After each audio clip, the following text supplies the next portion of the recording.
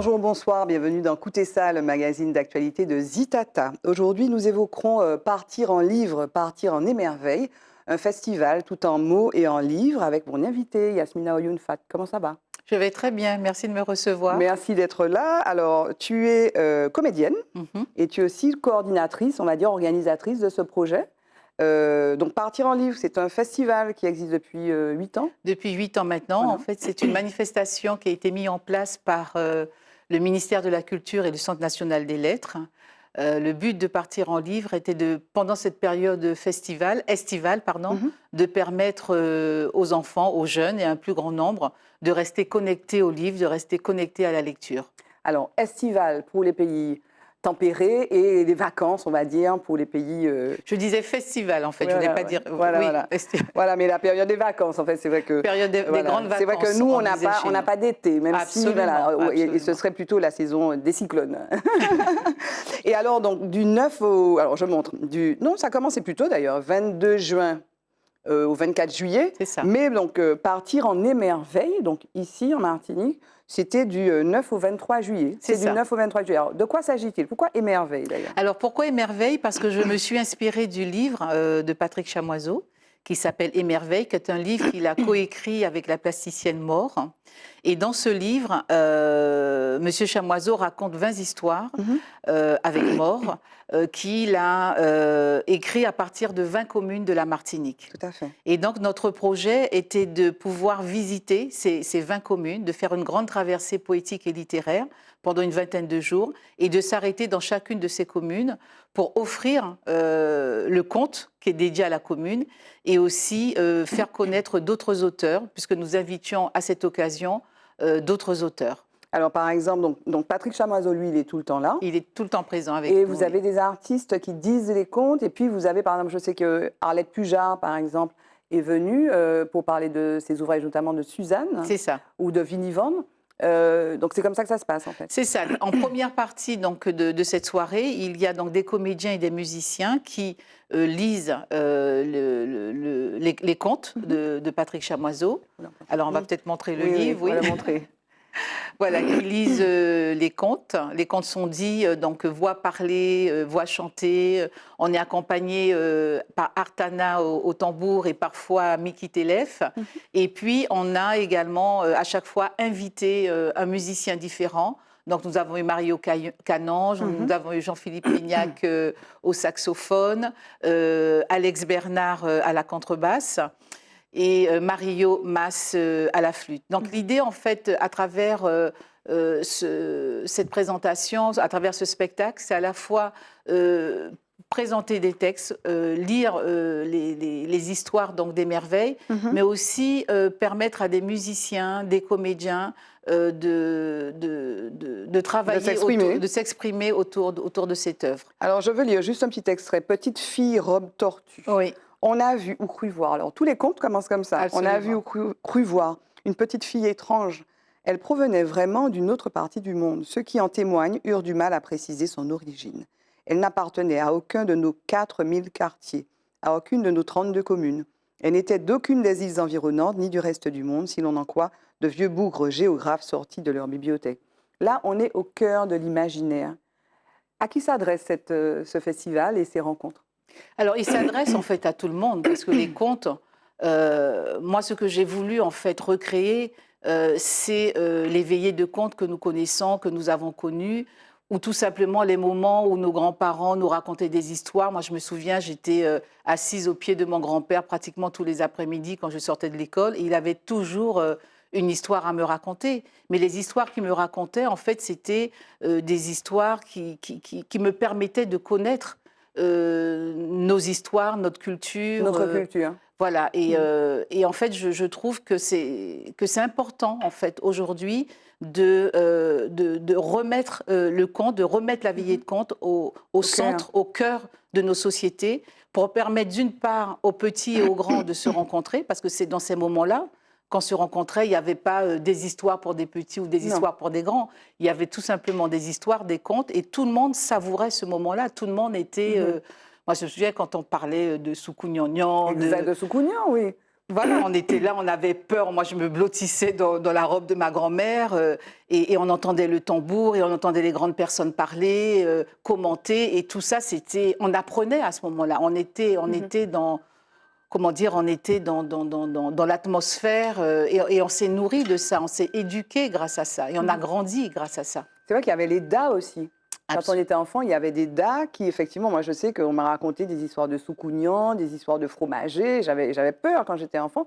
Il n'y a plus de moments, en fait, effectivement, pour chez nos enfants martiniquais ou guyanais. Toi, tu es Tout à fait. guyanaise ou guadeloupéen. Il n'y a plus ces moments-là. Donc, c'est vraiment l'ambition de recréer ces moments de partage autour du livre et du conte. C'est ça. Et parallèlement, quand j'ai créé, moi, le Pit à Parole, parce que c'est une rencontre littéraire que j'ai créée l'année prochaine, ça va faire 30 ans, c'était également ça, c'était permettre aux personnes, aux jeunes, aux moins jeunes, de se retrouver autour de l'œuvre d'un auteur, d'entendre en fait, d'entendre le texte de cet auteur et de pouvoir ensuite échanger avec lui. En fait, il y a beaucoup d'activités, on est pendant les vacances, il y a beaucoup de manifestations culturelles, pourtant on a et qui vont dans ce sens-là, c'est-à-dire qu'on soit un peu plus à l'aise avec notre identité, avec notre histoire, notre patrimoine. Pourtant, on a l'impression qu'on traverse un malaise identitaire, que ce soit en Martinique, en Guadeloupe ou en Guyane. D'où vient ce malaise alors qu'il y a tous ces efforts qui sont produits par des gens comme toi?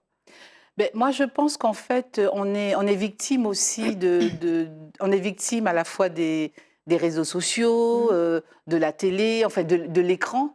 On passe beaucoup de temps sur nos écrans et je pense que des manifestations comme celle-ci et même le travail qui est fait en milieu scolaire doit pouvoir permettre en fait à tout un chacun de revenir à la lecture, de revenir au livre. Moi, je dis souvent... moi, j'envie les Martiniquais. Je dis toujours, j'aurais aimé être Martiniquaise parce qu'il y a tellement d'auteurs en Martinique, je veux dire, et de grands auteurs. Moi, je sais qu'au Pit à Parole, j'ai reçu, bon, bien sûr, Patrick Chamoiseau, j'ai reçu Glissant, j'ai reçu Confiance. J'ai reçu Raphaël Confiant, j'ai reçu Madame Léotin, enfin voilà, et je me dis, il y a une telle richesse, il y a une telle richesse que... On a beaucoup d'écrivains. Il y a beaucoup d'écrivains. Là, nous avons reçu Madame Pujard, que je ne connaissais pas, j'ai découvert ses livres. Jocelyne Béroir qui vient de publier, toi-même Barbara qui publie également. Donc je pense qu'on a de la matière, on a de quoi en fait s'alimenter, s'enrichir et puis se poser des questions. C'est-à-dire qu'aujourd'hui, par rapport à tout ce qui se passe à la fois chez nous et dans le monde, on a des auteurs qui se sont déjà questionnés, qui nous apportent déjà des réponses ou qui nous suggèrent des choses, qui ont une vision. Moi, la vision moi, je sais que quand je suis arrivée à Paris, je suis arrivée dans les années 81 et c'est à cette période-là que j'ai connu donc les premiers écrits de Patrick Chamoiseau. Et j'arrivais donc de Guyane, j'étais très mal en fait quand je suis arrivée en France parce que c'était violent, quitter la Guyane, arriver à Paris. On est confronté à tout, on est confronté au racisme, on est confronté même au sein de l'université. Au déracinement. Au déracinement, à l'éloignement du pays. Et quand j'ai lu Chronique des sept misères et ensuite Éloge de la créolité, en fait, Éloge de la créolité m'a sauvée. Ou le discours antillais de Glissant. Oui, parce que je ne savais plus quelque part qui j'étais. Parce qu'on me disait, oui, mais bon, alors moi, j'ai beaucoup d'influence de métissage. J'ai grandi dans la communauté chinoise en Guyane, j'ai grandi dans la communauté créole. Et on me disait, ouais, mais toi, t'as pas les yeux assez brisés, donc t'es pas chinoise, t'es pas assez noire, donc t'es pas ceci, t'es pas cela. Donc je comprenais pas, en fait. Mais en même temps, je savais que j'avais tout ça. Je savais que j'avais tout ça en moi et que c'était une richesse. Et ce qui est intéressant, enfin, ce que je relève dans ce que tu dis, ce travail a été fait, c'est-à-dire que ces auteurs nous ont aidés dès les années 80 à penser, même avant d'ailleurs, mais penser cette créolité, penser ce mélange, toi tu dis chinois, nègre, européen. Et donc ça a été fait, et il faut quand même que chacun fasse cet effort d'aller vers. C'est ça. Il faut faire l'effort d'aller vers. Et souvent j'entends aussi dire, oui, mais ils sont difficiles à lire. Non, on ouvre une page, on ouvre deux pages. C'est comme quand on va voir un film, on ne comprend pas tout du film pendant 1h20. On ressort avec les choses qui nous ont touchés. Et qui nous interrogent. Et qui, à un moment donné aussi, vont faire écho. Bien sûr. Et c'est pareil pour le livre. Moi, je ne comprends pas tout Glissant. Bien Mais je sûr, lis c'est glissant, difficile, c'est mais je le difficile. lis. Il faut l'entendre, il faut l'écouter. Voilà, glissant je aussi. le lis. Il y a des passages dans divers romans ou essais Essai. d'Édouard Glissant que tout le monde peut comprendre. Oui, oui.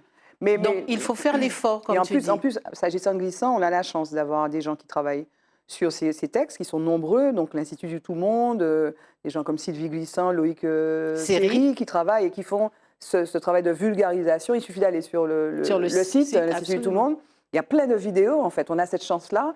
Et c'est vrai que sa parole est peut-être plus facile que, effectivement, ses textes. Oui, et quand on l'entend, Édouard Glissant, eh ben, on le comprend. Tout à fait. Moi, quand je l'ai reçu au Pita-Parole il y a quelques années, il y a un jeune qui est intervenu et il était très très mal, ce jeune. Et il disait, donc il a posé la question, il dit, écoutez, monsieur Édouard Glissant, je ne sais pas qui je suis. Quand je vais en Martinique, on me dit que je ne suis pas martiniquais. Quand je suis en France, on me dit que je ne suis pas français.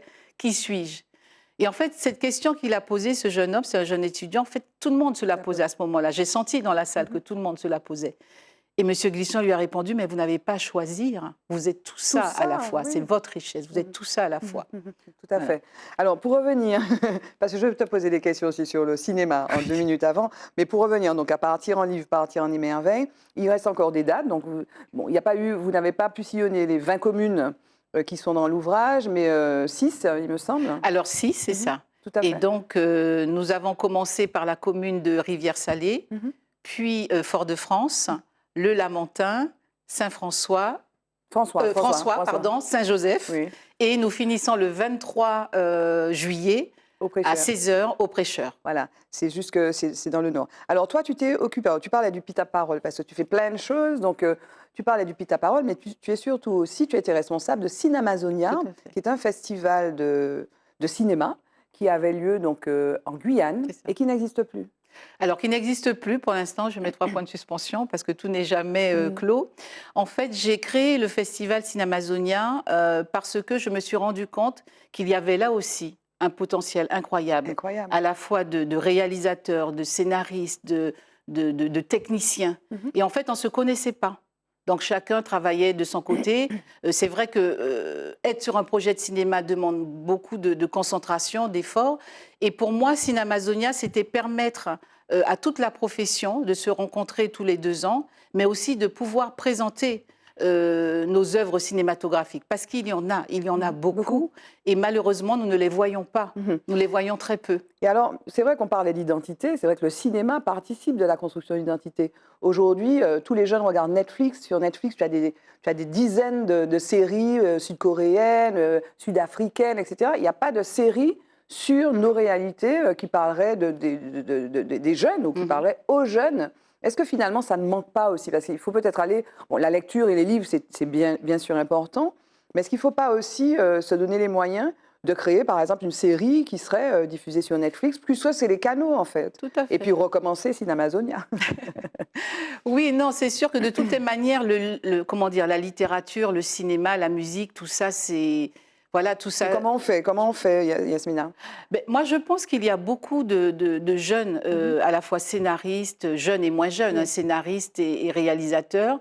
Et il faut aller vers ces gens-là. Il faut qu'il y ait une volonté, il faut qu'il y ait une politique culturelle, artistique très claire de nos régions. Par exemple, oui, je te dire 2 secondes. Par exemple, Chris Burton, qu'on a reçu ici dans une autre émission à cœur ouvert.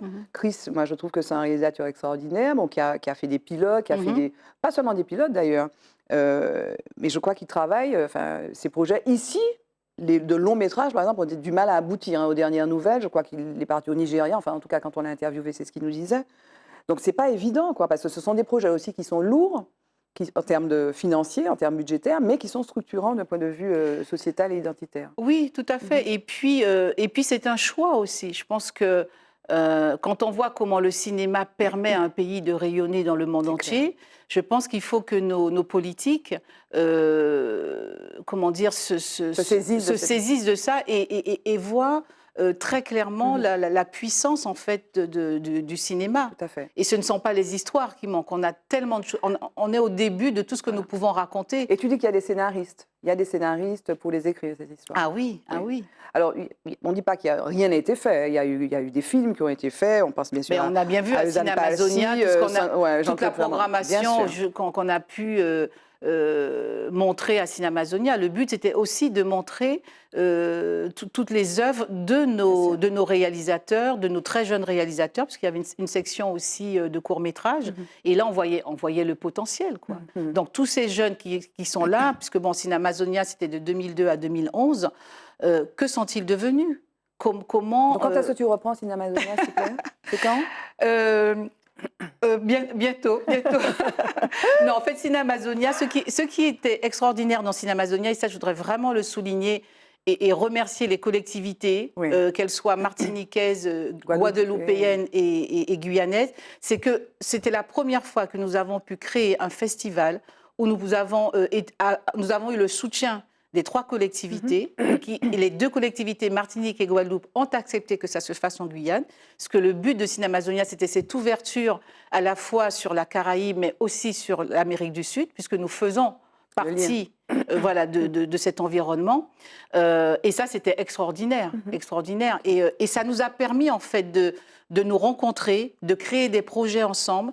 Il y a plein de films, de projets à Cannes ou ailleurs aussi qui ont émergé de Ciné Amazonia. Oui. Et ça, c'était le grand bonheur. Et surtout, ce que je voudrais dire aussi, c'est qu'à chaque festival de Ciné Amazonia, nous faisions venir des élèves de la Martinique, des élèves de Guadeloupe, bien sûr de Guyane. On a pu faire venir aussi des élèves du Suriname à une édition. Et voilà, ces élèves ont pu vraiment profiter aussi du festival. Et c'était ça, en fait, le but, c'était que tout le monde puisse prendre conscience de l'importance et puis de ce potentiel. Et puis du travail qui était fait. Et du travail qui était fait, absolument. Mais tu vas revenir pour nous parler de la prochaine édition de Ciné Amazonia. L'émission est finie. Je suis désolée, Yasmina. Donc, on rappelle que Partir en livre, Partir en émerveille se poursuit jusqu'au 23. En tout cas, merci d'être venu. Et puis, je vais rajouter le slogan « Vive l'amitié », puisque c'est le thème cette année, c'est ça. C'est ça. En tout cas, merci Yasmina. Merci beaucoup sur de le plateau de Zitata. Merci beaucoup. Et puis, vous, restez connectés à Zitata. Je vous retrouve dans une autre émission de Écoutez ça.